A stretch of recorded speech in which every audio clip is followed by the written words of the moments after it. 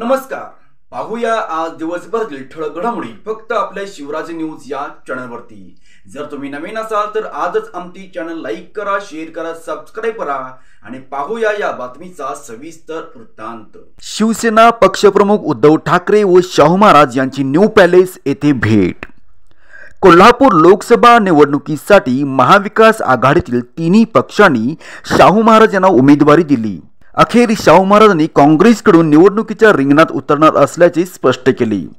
या निमित्ताने 21 मार्च 2024 रोजी शिवसेना पक्षप्रमुख उद्धव ठाकरे यांनी न्यू पॅलेस कोल्हापूर येथे शाहू महाराज यांची भेट घेतली व शिवसैनिक ताकदीने विजय करतील असेही ते म्हणाले। पाहूया एवढीची काही निवडक ध्वनिचित्रफिते।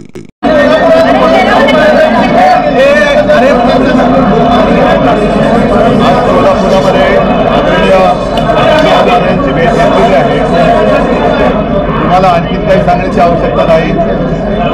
ठाकरे कुटुंबीय आणि छत्रपती शाहू महाराजांचे ऋणानुबंध हे माझ्या आजोबांपासून आहेत आणि मला आनंद आहे की याही पिढीमध्ये आणि पुढच्याही पिढीमध्ये ते असेच घनिष्ठ राहतील। आज महाविकास आघाडीतर्फे शाहू महाराजांची उमेदवारी जाहीर झालेली आहे। शिवसैनिक पूर्ण ताकदीने महाराजांना विजय केल्याशिवाय राहणार नाही, कारण हा महाराष्ट्राच्या अस्मितेचा प्रश्न आहे, मराठी अस्मितेचा प्रश्न आहे आणि मी महाराजांना तसं वचन दिले, प्रचाराला तर येणारच पण विजयाच्या सभेला पण येणार, नक्कीच येणार। आणि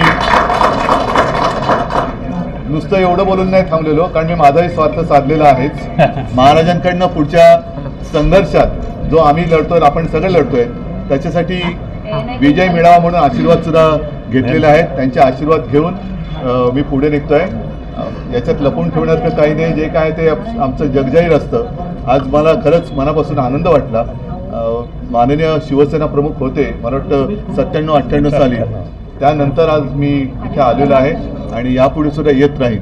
असं तुम्ही आधी म्हटलं होतं शिवसेनेकडून शाहू